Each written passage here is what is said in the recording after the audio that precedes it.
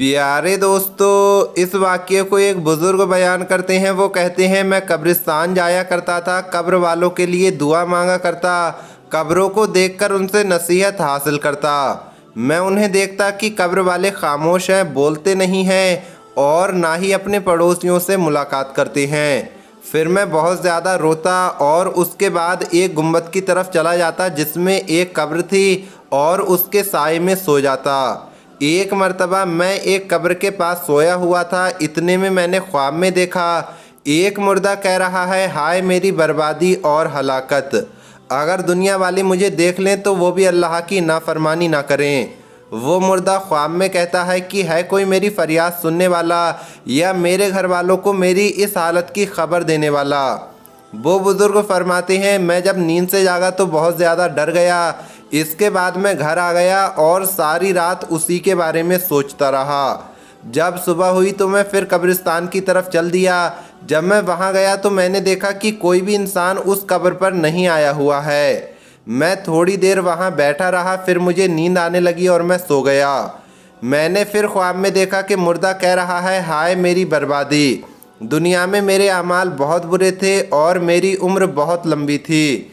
मुझसे अल्लाह सख्त नाराज़ है। अगर अल्लाह ने मुझ पर रहम ना किया तो मेरे लिए बर्बादी ही बर्बादी है। बुज़ुर्ग कहते हैं, ये ख्वाब देखकर मैं उठ गया और घर आ गया। रात गुजरने के बाद जब सुबह हुई तो मैं फिर कब्र की तरफ चल दिया।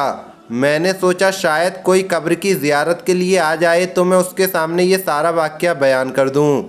मैं कब्रिस्तान गया लेकिन वहाँ कोई नहीं था। मुझे फिर नींद आ गई तो मैंने इस बार देखा कि ख्वाब में मुर्दे के दोनों पैर बांधे जा रहे हैं और मुर्दा कह रहा है कि दुनिया वाले मुझसे कितने बेखबर हो चुके हैं, मुझ पर अजाब बढ़ाया जा रहा है। बुज़ुर्ग कहते हैं, मैं खौफ के आलम में नींद से बेदार हुआ। मैंने घर वापस लौटने का इरादा किया। जैसे ही मैंने घर लौटने के लिए कदम बढ़ाया तो मैंने देखा कि चांद जैसी 3 लड़कियां आ रही हैं। मैं कब्र से दूर हो गया और कब्र की आड़ में छुप गया ताकि मैं उनकी बातचीत सुन सकूं। उनमें से सबसे छोटी लड़की आगे बढ़ी और कब्र के पास आकर कहा, आप पर सलामती हो ए अब्बा जान। आपने सुबह कैसे की? आप अपनी कब्र में कैसे हैं और आपका अपने ठिकाने में रहना कैसा है?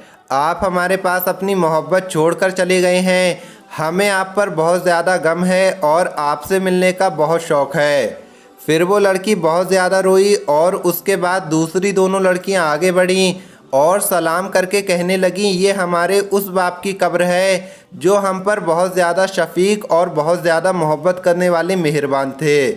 अल्लाह पाक आपको अपनी रहमत से खुश रखे, आपको कब्र के अजाब और सज़ाओं से बचाए। ए अब्बा जान, हमें आपके बाद ऐसी तकलीफ़ें और गम मिले हैं कि अगर आप उन्हें देख लेते तो गमगीन हो जाते। मर्दों ने हमारी इज़्ज़तों पर, हमारी किस्मतों पर हाथ डाले। अल्लाह के करम से हम बच तो गए हैं लेकिन बाप का साया हटने से हम महफूज नहीं हैं। बुज़ुर्ग कहते हैं कि उनकी बातें सुनकर मुझे रोना आ गया। फिर मैं तेज़ी से उनके पास गया और सलाम करके कहा, ए लड़कियों, बेशक बाज़ मर्तबा अमाल कबूल किए जाते हैं और बाज़ मर्तबा रद्द कर दिए जाते हैं। जब उन लड़कियों ने बुज़ुर्ग की बात सुनी तो कहने लगी, ए अल्लाह के नेक बंदे, आपने क्या देखा? बुज़ुर्ग ने बताया, मैं 3 दिन से बार बार यहाँ आ रहा हूँ और लोहे के हथौड़े और जंजीरों की आवाज़ें सुनता हूँ। जब लड़कियों ने ये सुना तो वो कहने लगीं, इससे बढ़कर भी कोई दुख और मुसीबत हो सकती है क्या कि हम तो अपने घर में आराम से रह रहे हैं जबकि हमारे बाप को कब्र में अजाब दिया जा रहा है। अल्लाह की कसम, हमें चैन नहीं आएगा, ना नींद और ना ही सब्र आएगा, यहाँ तक कि हम अल्लाह की बारगाह में रोएंगे, दुआ करेंगे, शायद वो हमारे बाप को आग से आज़ाद कर दे। फिर वो लड़कियाँ अपने घर चली गईं, मैं भी अपने घर आ गया। और जब रात गुजरी और जब सुबह हुई तो मैं फिर कब्र की तरफ चल दिया और उसी शख्स की कब्र के पास बैठकर उसके हाल के बारे में सोचने लगा और अचानक मुझे नींद आने लगी और मैं सो गया। मैंने ख्वाब में देखा कि मुर्दे को हसीन व जमील सूरत में दिखाया जा रहा है। उसके पाँव में सोने के जूते हैं और उसके पास खुद्दाम और ग़ुलाम हैं। बुज़ुर्ग कहते हैं, मैंने उसको सलाम किया और कहा, अल्लाह आप पर रहम करे, आप कौन हैं? اس نے جواب دیا میں وہی شخص ہوں جس کے معاملے کو دیکھ کر آپ غمگین ہو گئے تھے، رو رہے تھے۔ اللہ آپ کو کامیابی عطا فرمائے، آپ اللہ کے نیک بندے ہیں، اس لیے آپ کے سامنے میرا حال پیش کیا گیا۔ میں نے پوچھا کہ آپ کا یہ حال کیسے بدل گیا؟ آپ کو تو قبر میں عذاب ہو رہا تھا۔ تو اس نے کہا جب آپ نے مجھے دیکھا اور کل میری بیٹیوں کو میرے بارے میں بتایا تو میری بیٹی گھر میں جا کر آنسو بہانے لگیں، سجدے میں سر رکھ کر ساری رات روتی رہیں، اللہ سے دعا مانگتی رہیں اور میرے لیے اللہ سے بخشش کی دعا مانگنے لگیں۔ تو اللہ نے میرے گناہوں کی بخشش فرما دی، مجھے دلوں کا چین عطا فرما دیا اور حضور صلی اللہ تعالیٰ علیہ وسلم کا پڑوس عطا فرمایا۔ جب آپ میری بیٹیوں سے ملیں تو میرے اس حال کے بارے میں انہیں ضرور بتانا تاکہ وہ اداس نہ ہوں۔ ان کو بتانا کہ اب میں سکون سے ہوں اور بہت بہترین ماحول میں ہوں، اور یہ بھی بتا دیں کہ اللہ نے مجھے میری بیٹیوں کی وجہ سے ان کی دعاؤں سے معاف کر دیا ہے اور خاص طور پر پڑوس عطا فرمایا ہے سرور کائنات سید الانبیاء محبوب خدا حضور صلی اللہ تعالیٰ علیہ وسلم کا۔ جب میں نیند سے بیدار ہوا تو اس منظر کے بارے میں سوچ کر بہت خوش ہوا اور میں گھر چلا گیا۔ رات گزری، جب صبح ہوئی تو میں قبرستان کی طرف چل دیا۔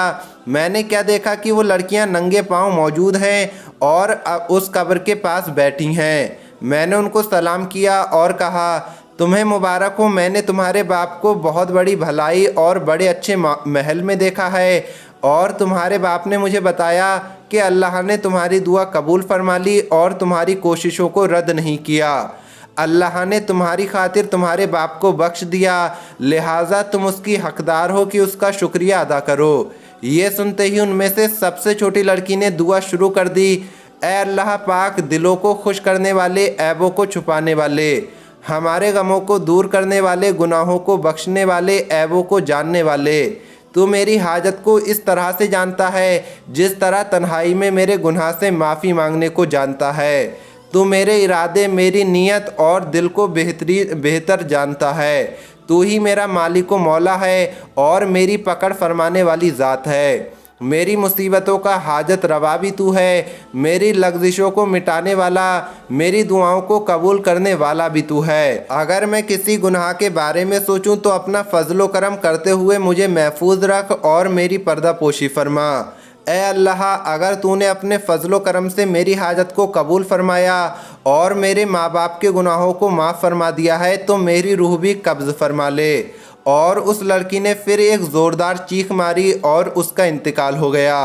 دوسری لڑکی آگے بڑھی، اس نے بھی بلند آواز سے پکارا، اے اللہ، اے گردنوں کو آگ کے عذاب سے دور کرنے والے، میری مصیبت بھی دور کر دے۔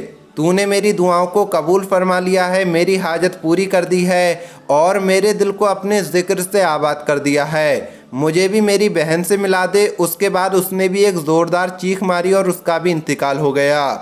پھر تیسری لڑکی آگے بڑھی، اس نے بھی بلند آواز سے یہی کلمات ادا کیے، اے اللہ، اگر تو نے میری حاجت پوری کر دی ہے، میری دعا قبول کر لی ہے تو مجھے بھی میری بہنوں سے ملا دے۔ پھر اس نے بھی ایک زوردار چیخ ماری اور اس کی روح بھی پرواز کر گئی، اس کا انتقال ہو گیا۔ بزرگ کہتے ہیں مجھے ان کے اس حال سے، ان کی موت کے اس طرح سے ایک دوسرے کے قریب ہونے سے بہت تعجب ہوا۔ باپ کی بخشش بھی کروا دی اور دنیا میں ظلم و ستم سہنے والی وہ بیٹیاں بھی اس دنیا سے چلی گئیں۔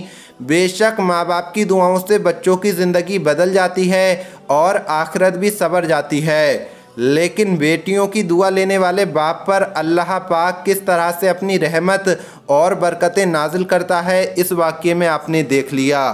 اس کے بارے میں آپ کا کیا کہنا ہے کمنٹ باکس میں ضرور بتائیں۔ اللہ حافظ۔